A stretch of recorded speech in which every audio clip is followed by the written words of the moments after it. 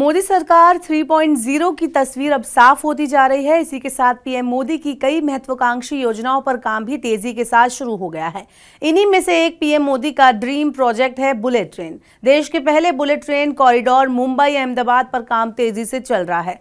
भारत में bullet train शुरू होना वाकई में गौरव की बात है, लेकिन इससे भी फक्र की बात यह है कि ये ट्रेन संभवतः मेड इन इंडिया होगी। जी हाँ, रेलवे ने सरकारी स्वामित्व वाली कंपनी इंटीग्रल कोच फैक्ट्री यानी ICF को इसी वित्तीय वर्ष में भारत में ही 2 बुलेट ट्रेन के निर्माण का काम सौंपा है। बता दें कि अभी तक भारतीय रेल बुलेट ट्रेन प्रोजेक्ट के लिए जापान से बात कर रहा था, लेकिन ट्रेन की कीमत को लेकर जापानी सप्लायर हिताची और कावासाकी के साथ बातचीत अटक गई, जिसके बाद अब रेलवे स्थानीय स्तर पर ही बुलेट ट्रेन के निर्माण की तैयारी कर रही है।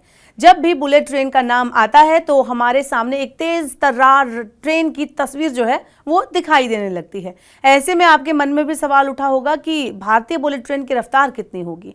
तो बता दें कि made in India bullet train की रफ्तार भी इंटरनेशनल स्तर की ही होगी।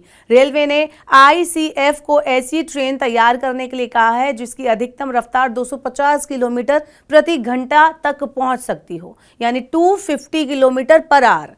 माना जा रहा है कि ICF द्वारा तैयार ये ट्रेनें 1.08 लाख करोड़ के Mumbai Ahmedabad high speed rail corridor पर चलाए जाएंगे। फिलहाल इन ट्रेनों को लेकर ज्यादा स्पष्ट जानकारी नहीं है, लेकिन माना जा रहा है कि ये ट्रेन वंदे भारत प्लेटफॉर्म पर बनाई जाएंगी। एक्सपर्ट्स के मुताबिक मौजूदा प्लेटफॉर्म का उपयोग करने से ICF को ट्रेन सेट को रोल आउट करने में लगने वाले समय को कम करने में मदद मिलेगी, लेकिन ट्रेनों को इसी वित्त वर्ष के भीतर डिलीवर किया जाएगा। ये एक बड़ी चुनौती होगी। अंग्रेजी अखबार इकोनॉमिक टाइम्स की एक रिपोर्ट के अनुसार ICF चेन्नई को रेलवे ने जून की शुरुआत में ही 2 ट्रेनों के निर्माण का जिम्मा सौंपा है। ICF द्वारा तैयार की जा रही प्रत्येक ट्रेन में 8 डिब्बे होंगे। ये डिब्बे स्टील कार बॉडी के बने होंगे और इनकी मिनिमम स्पीड 220 किलोमीटर प्रति घंटा और अधिकतम स्पीड 250 किलोमीटर पर आवर होगी। बता दें कि बुलेट ट्रेन का प्रोजेक्ट सबसे पहली बार 2018 में तैयार किया गया था।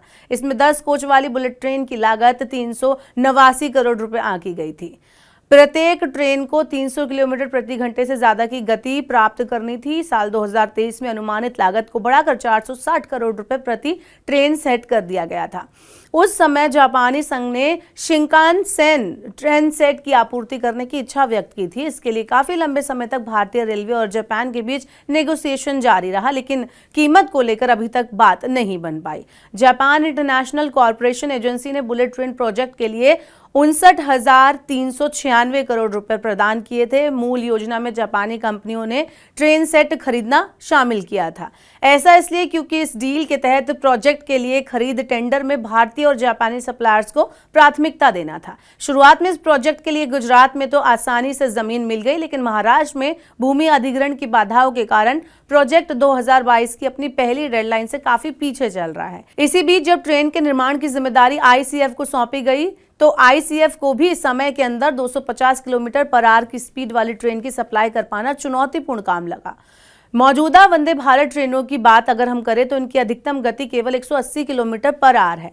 माना जा रहा है कि बुलेट ट्रेन विकास और आपूर्ति का ये लक्ष्य ICF द्वारा 3 से 4 सालों में हासिल किया जा सकता है, यानी बुलेट ट्रेन का ये प्रोजेक्ट अभी और पीछे जा सकता है।